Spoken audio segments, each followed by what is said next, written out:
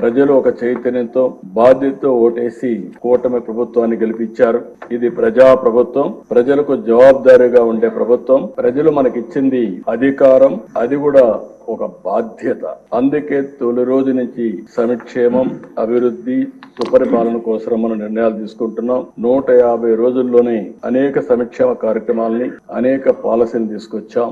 ఈ రోజు రాష్ట్రంలో ఫ్రీగా నేను అనుకుంటున్నాను 5 సంవత్సరాల్లో ఇంత స్వేచ్ఛగా అసెంబ్లీ జరిగింది 1924 ఒక్క రోజు కూడా లేదు. ఇప్పుడు ఎవరైనా సరే ప్రతిపక్షం ఉన్నా ఇదే మాదిరిగా ప్రవర్తిస్తాం. అయితే సాంప్రదాయాలు లేకుంటే మనకు వచ్చినటువంటి దీని ప్రకారం రూల్స్, రెగ్యులేషన్స్ పాటిస్తే సుజావుగా అసెంబ్లీ జరిగే అవకాశం వస్తుంది. అదే మరి ఇంకొక పక్కన మనందరి బాధ్యత విధ్వంసమైన రాష్ట్రాన్ని మళ్లీ నిలబెట్టడానికి మనం నిర్ణయాలు తీసుకోవాల్సిన అవసరం ఉంది. అలాంటి నిర్ణయాలకు ఈ సభ ఒక వేదిక.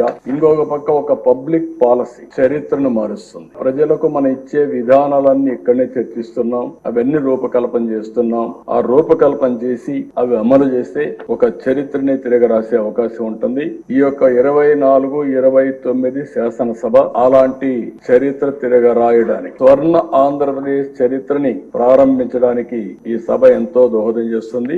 అలాంటి సభలో అధ్యక్షులుగా చింతకాయల అయ్యన్నపాత్రుడు గారు, డిప్యూటీ స్పీకర్ గా మీరు ఉండడం మాకెంతో గౌరవం అని చెప్పి కూడా నేను మీకు తెలియజేసుకుంటున్నా. అయితే అధ్యక్ష, నాకు ఒకటి అనిపిస్తుంది, మిమ్మల్ని నాడు రాష్ట్రానికి రాని అని వాళ్ళు నేడు మీ ముందు సభలోకి రాలేని, కూర్చోలేని పరిస్థితి వచ్చింది. ఇది దేవుడు రాసిన స్క్రిప్టే. That is the beauty of democracy, that is the miracle. ఆ రోజు ఒక్క క్షణం భగవంతుడు చిన్న చూపు చూసుంటే త్రిపులార్ని ఇక్కడ చూసేవాళ్ళం కాదు. కానీ భగవంతుడు డెస్టినీ గట్టిగా ఉన్నప్పుడు ఏది జరగదు. కానీ అదే సమయంలో ధైర్యంగా నిలబడ్డాడు కాబట్టి, ధైర్యంతో ముందుకు పోయాడు కాబట్టి మళ్ళీ ఇక్కడ రాగలిగాడు.